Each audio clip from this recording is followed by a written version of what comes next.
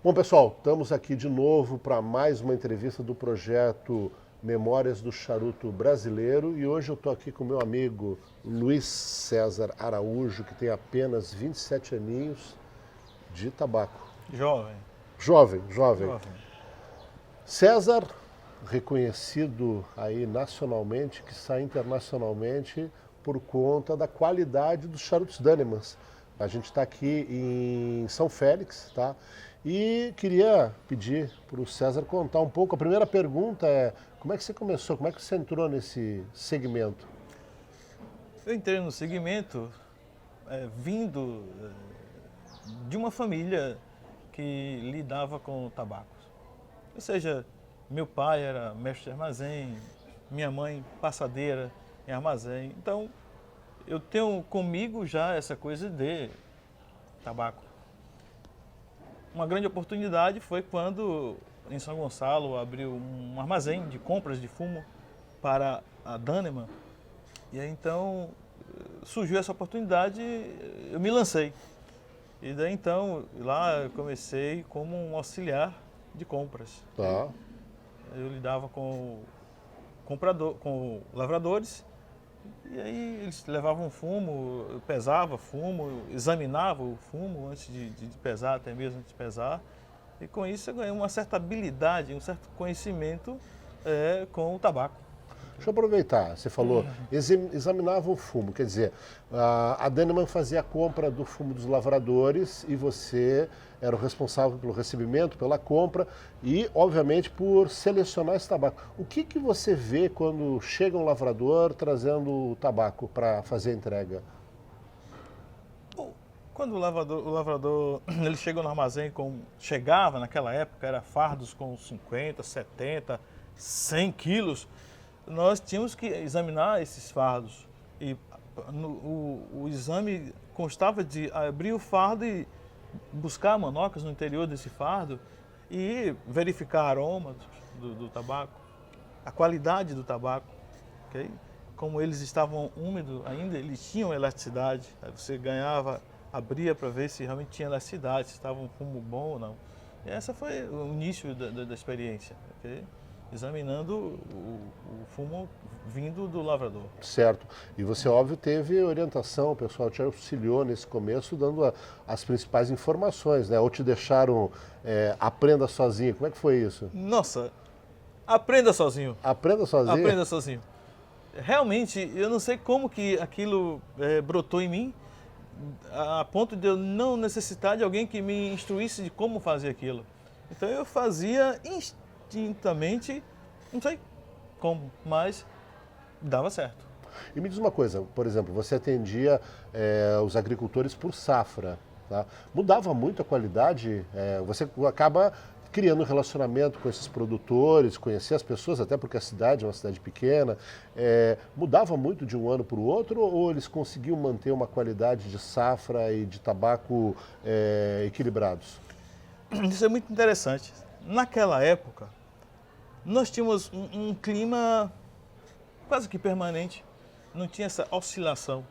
E naquela época também, o lavrador ele contava com auxiliares, filhos, vizinhos, pessoas que iam ajudar na lavoura. Certo. E o tabaco ele vinha com a qualidade quase que a mesma de um ano para o outro, não tinha diferença. Claro. Nós já sabíamos de quem era e como que vinha esse tabaco. Então, não tinha muita dificuldade para fazer esse exame ou identificar como que estaria a qualidade. Claro, no meio de tantos lavradores, tinha aqueles mais espertos, né, que queriam ganhar, então eles faziam algumas falcatruas no fardo, ou seja, molhava o fumo demais, jogava terra dentro do fardo do fumo. Então, isso tinha que ser examinado e essas pessoas eram verdadeiramente excluídas do time da compra. É até bom falar isso para o pessoal que está assistindo, porque normalmente eu visitei uma vez o depósito de fumo da Dannemann e você tem lá um quadro de classificação do fumo, sim, né? Cada letra é por letra, né? Letra. E aí você tem um valor, então fumo da melhor qualidade você tem um valor e depois as outras classes, que é óbvio que quem planta e tem um cuidado maior com o seu tabaco, vai Lucra receber a muito mais, paga, claro. exatamente, tá? Certamente. Então isso é bem interessante deixar claro para o pessoal que existe esse controle exatamente para isso, né? Para você ter valorar e pagar o justo para quem trabalha bem com tabaco, né? E, acima de tudo, obter qualidade. Sim. Se você não classificar isso, as pessoas vão fazer da maneira que elas bem querem e entendem. Então é necessário realmente você classificar e jogar um certo gráfico para que eles possam querer atingir o maior. Certo. Atingindo o maior qualidade. Atingindo o maior qualidade, mais eles receberão por esse serviço deles, ok? Entendi.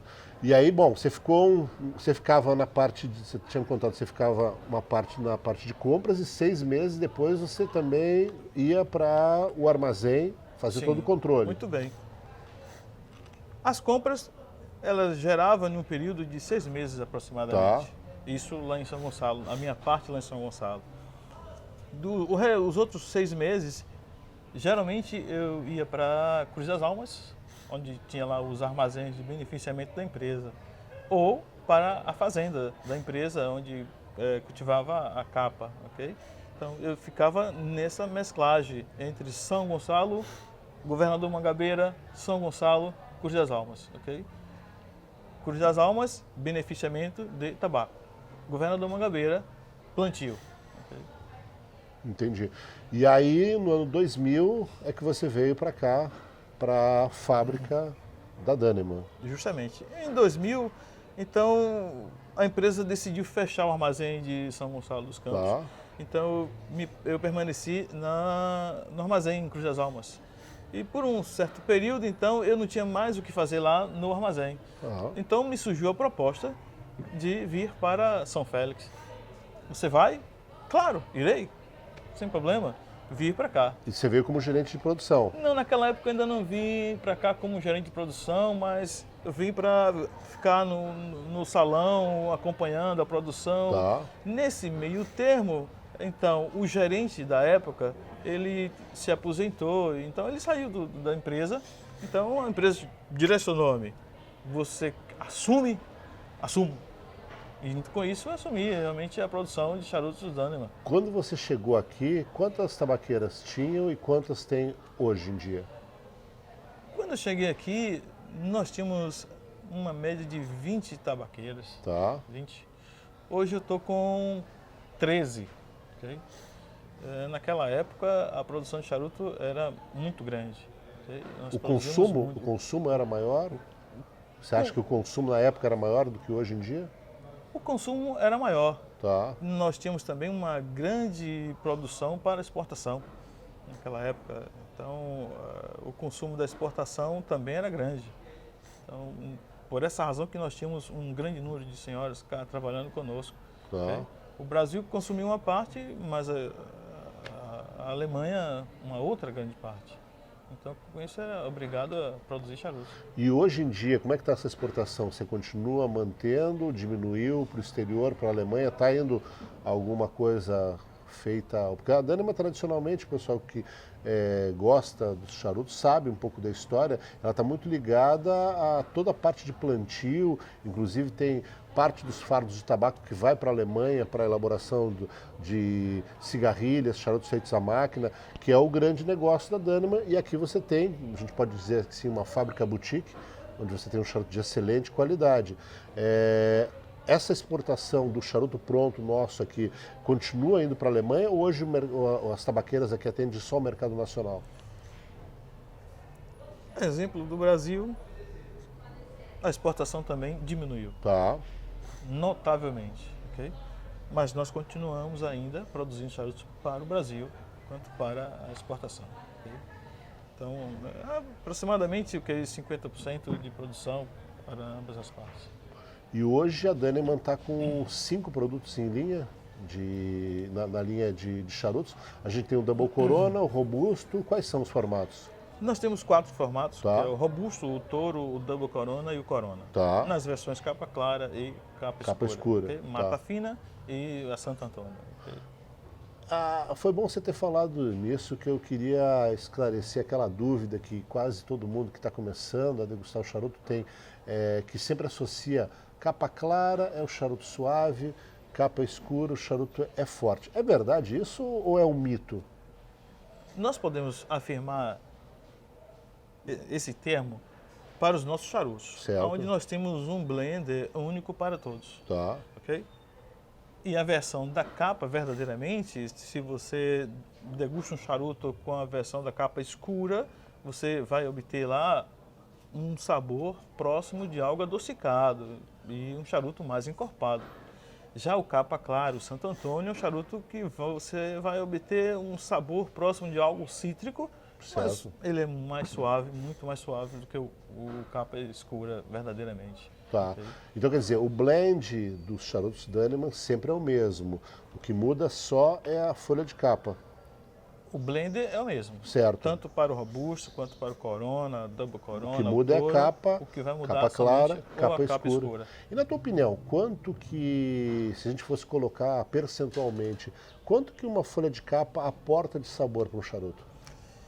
Eu diria que 70% do sabor do charuto verdadeiramente está contido na capa. Tá. Por quê? Porque é na capa que a gente vai obter o leve contato com o tabaco. Você vai dar leves mordidas, vai sangrar a capa e daí você obtém o sabor do charuto. Certo. No blender você vai obter aroma com certas intensidades, ok? Mas é na capa que você encontra o sabor.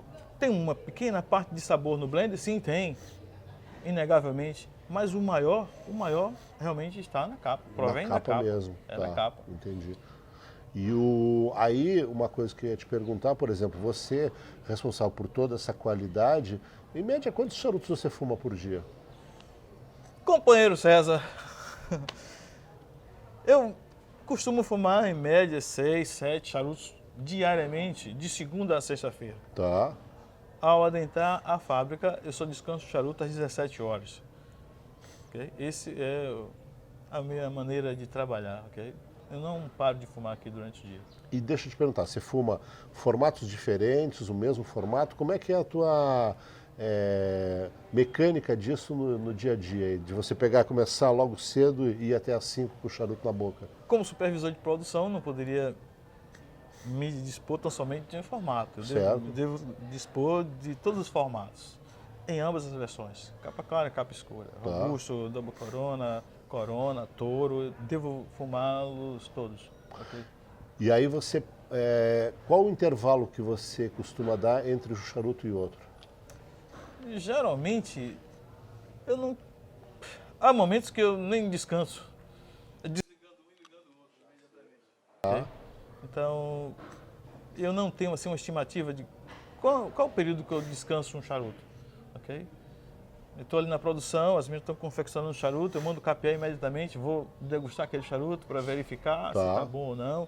E há momentos que eu estou com 4 charutos na mão, um de cada charuteira, eu tenho 4 charuteiras ali, eu estou com 4 charutos na mão, fumando, degustando esse charuto, para perceber qual a diferença que está acontecendo entre uma e outra charuteira. Mas aí nesse caso, Okay? por exemplo, você está com 4 charutos distintos, do mesmo formato aí. No caso, você escolhe o mesmo formato. Você chega aí até o terceiro terço, que, lembrando todo mundo que a gente tem 3 terços de charuto. Você tem o primeiro terço, o segundo e o terceiro. Você vai até o final dos 4 ou só os primeiros 2 centímetros já são suficientes para você fazer uma avaliação? As pessoas geralmente, os intendentes e especialistas em charutos, eles subdividem os charutos em 3 partes.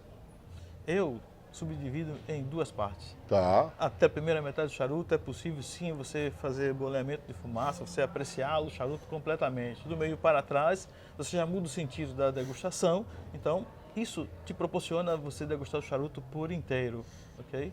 Claro, eu tenho que observar as evoluções verdadeiramente, que é o primeiro e o segundo parte para mim, ok? Então eu tenho que fumar por completo. Se eu tiver com 4 charutos, eu devo fumar os 4 Vai os até o final.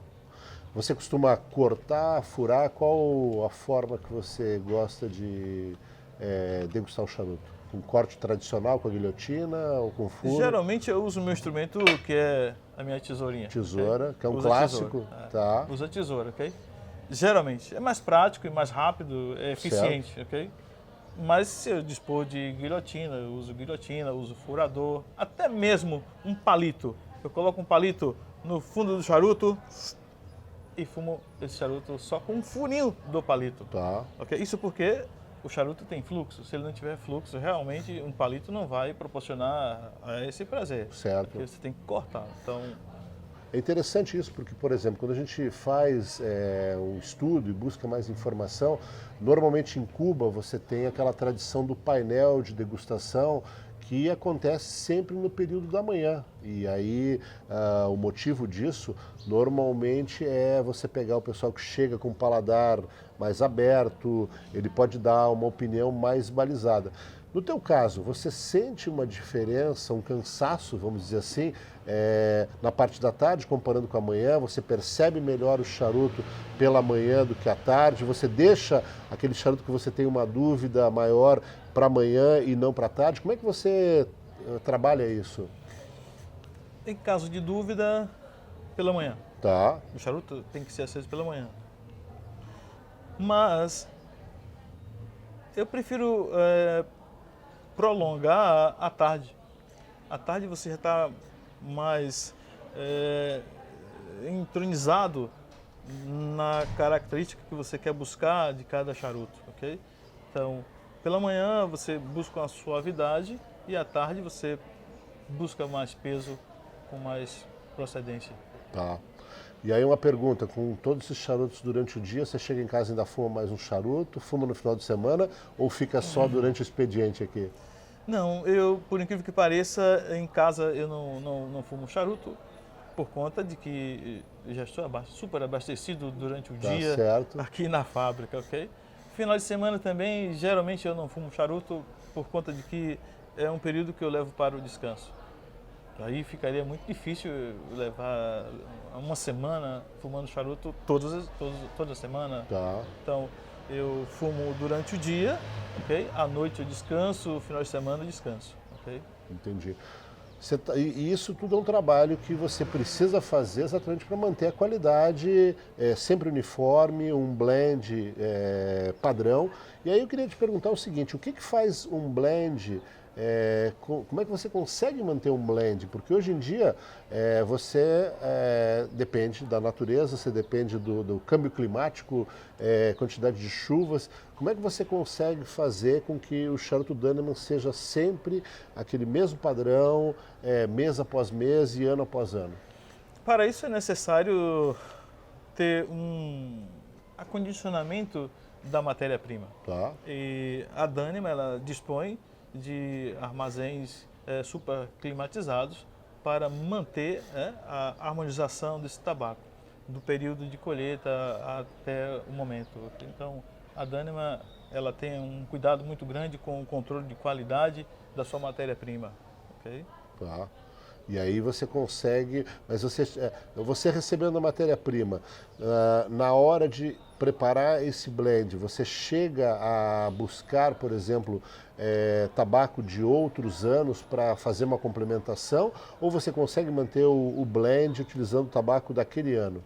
A gente consegue manter com o daquele ano, Certo. ok? A menos que se queira desenhar alguma coisa diferente, aí vamos analisar, estudar a matéria-prima que se tem disponível para tal, e aí construímos o blend, ok? Tá. Mas o blend nosso, no caso, a reserva é sempre a mesma, e essa reserva é mantida em segredo, em sigilo, para que possamos obter um bom charuto. Falando sobre isso, recentemente, durante o Festival Origens, a Dannemann disponibilizou para os apreciadores um charuto chamado Elemento, que é um blend, podemos dizer assim, né, de tabacos de 2003 e 2006. Minha primeira pergunta, são os tabacos mais antigos que a Dannemann tem no armazém ou vocês ainda têm algumas outras preciosidades guardadas? Essa reserva 2003, 2006, verdadeiramente foram armazenada e guardada com cuidado para uma grande oportunidade como essa do festival que aconteceu com o Elemento. Okay? Então, 2003 foi uma reserva muito boa, então a empresa ela não se desfez 100% do que ela tinha, resguardou para um momento determinado. Assim, bem como a 2006, que recentemente foi descansada para adentrar a 2010. Portanto, a empresa tinha lá nos seus armazéns 2006 e 2003 para manter e fazer o elemento acontecer. Você me corrige se eu estiver errado, parece que você tem uma proporção de 30% de 2003 e 70% de 2006. Qual o motivo de você trabalhar com 30% de um tabaco mais antigo e 70% do mais novo? Era a quantidade que você tinha disponibilizada no armazém ou realmente vocês fizeram vários testes até chegar a esse blend? Nós tínhamos uma quantidade disponível para a confecção desses charutos, mas para se chegar a uma harmonização de um blender ou até mesmo de um charuto no seu contexto, é necessário testes e mais testes, não só por um mês, mas por vários tempos, para que você possa chegar a um determinado requisito específico para o charuto. E nós levamos aproximadamente um ano testando, fazendo testes de experiência, para realmente desenhar um blender que fosse satisfatório e que fizesse jus ao nome Elemento. Então, foi muito trabalhoso para descobrirmos o ponto ideal para o Elemento. Quer dizer, você levou um ano, quase que um ano completo para chegar e isso fazendo testes, degustando. Você tem uma ideia de quantas variáveis possíveis vocês fizeram até chegar ao produto final? A quantidade específica eu não tenho, mas que foram várias, isso foi sim. Várias.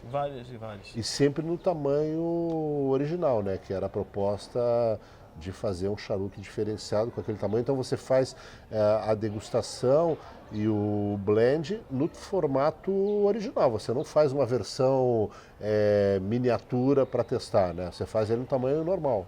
No caso do Elemento, nós já construímos eles no tamanho original que seria o vendido. Seria dele. Tá. Mas se eu quiser desenhar um blender, eu posso desenhar um blender em um formato qualquer, robusto, desde que ele seja naquela quantidade específica de folhas para o blender.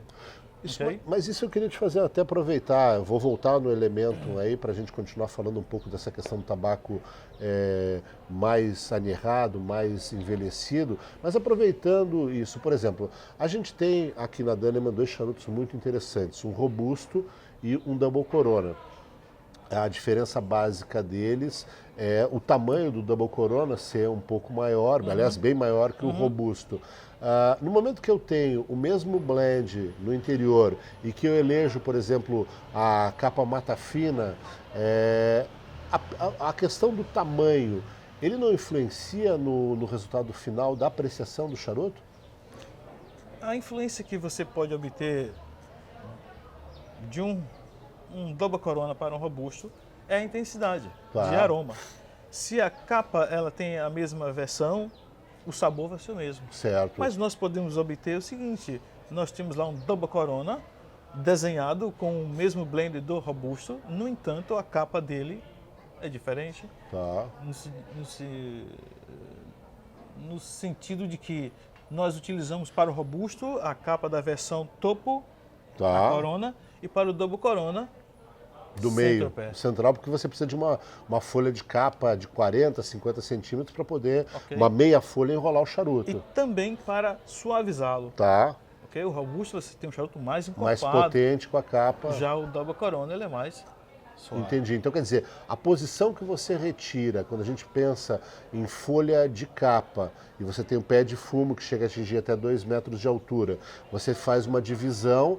A folha do topo ela é um pouco mais forte, mais encorpada, que uma folha que está no miolo, no meio ali, que vai dar um equilíbrio. Então você consegue compensar a dimensão dele, o tamanho, e ele fica praticamente igual ali. Igual. Tá, perfeito.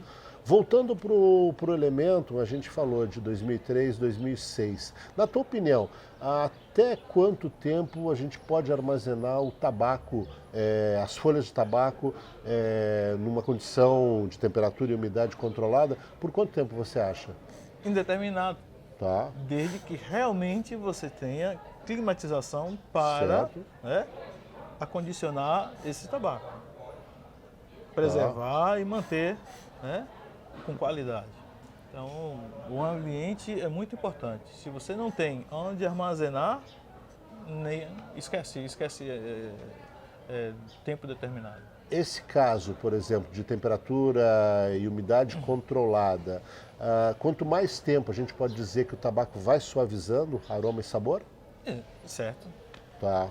Justamente. Quanto mais tempo envelhecido, mais suave ele vai ficar. Qual foi o tabaco mais velho que você chegou a trabalhar até agora? No momento? Isso. 2003. 2003. Tá. Ok. E César, falando um pouco dessa questão de tabaco envelhecido, o Elemento ele foi uma composição de blend 2003-2006. Que foi feito recentemente. Se você tivesse feito esse charuto em 2003, como que você acha que ele ia se comportar, esse blend de miolo, capote e capa, por tanto tempo, comparando com... Você acha que tem uma diferença grande entre isso? Sim, existe uma grande diferença. É necessário que o tabaco ele tenha um certo cuidado no seu manejamento. Então, enquanto o tabaco ele está descansando, ele está armazenado em um determinado lugar, reservado para ele, ele está respirando e está buscando oxigenação. O tabaco prensado no charuto, ele não tem como respirar. Ele já está ali, já como que estivesse morto verdadeiramente. Então, esse charuto confeccionado em 2003, ele vai ter uma grande diferença para um charuto confeccionado com a mesma reserva, só que hoje. Certo. Então a diferença é muito grande. Então vale muito mais a pena você trabalhar as folhas envelhecidas do que simplesmente fazer o charuto e guardá-lo. Tá. Muito mais vantagem, é muito melhor, por conta de que você vai obter esse charuto. Ele está envelhecido, ele está como que perdeu sua potência, mas ainda assim a matéria-prima está viva, ela está respirando. Você vai agora moldá-lo, então a partir desse momento ele se transforma num charuto verdadeiramente, onde você possa apreciá-lo com naturalidade. Okay? É interessante isso porque eu já escutei de alguns especialistas que eles comentam que um charuto depois de pronto ele tem o potencial de evolução, mas ele tem uma curva. Depois de 10 anos que ele começa a perder aromas e sabores. Você concorda com esse tempo? Concordo plenamente. Por essa razão que nós não confeccionamos charutos para armazená-los e envelhecê-los lá prontos. Nós temos o cuidado de armazenar e guardar a matéria-prima para quando a oportunidade, sim, confeccionarmos um charuto com a matéria-prima reserva, né? Uma grande reserva, muito mais vantagem, muito melhor. Bom. A gente está aqui no prédio da Dânima, que é uma empresa centenária, 1872. E aí, ali atrás, não sei se vocês conseguiram visualizar, grupos de pessoas chegando, visitando aqui o prédio, que é uma das grandes atrações da cidade. São Félix talvez seja a atração mais visitada da cidade aqui. Como é que vocês trabalham com esse receptivo? Quem é o pessoal que vem visitar a Dânima? Conta um pouco mais pra gente sobre esse espaço aqui. A Dânima, por ser reconhecida mundialmente, as pessoas, elas, quando vêm a São Félix, quando vêm à Cachoeira, elas se direcionam para a Dânima para ver como é que nós construímos os nossos charutos. As instalações da empresa são instalações muito bonita e as pessoas ficam fascinadas com o que vê aqui.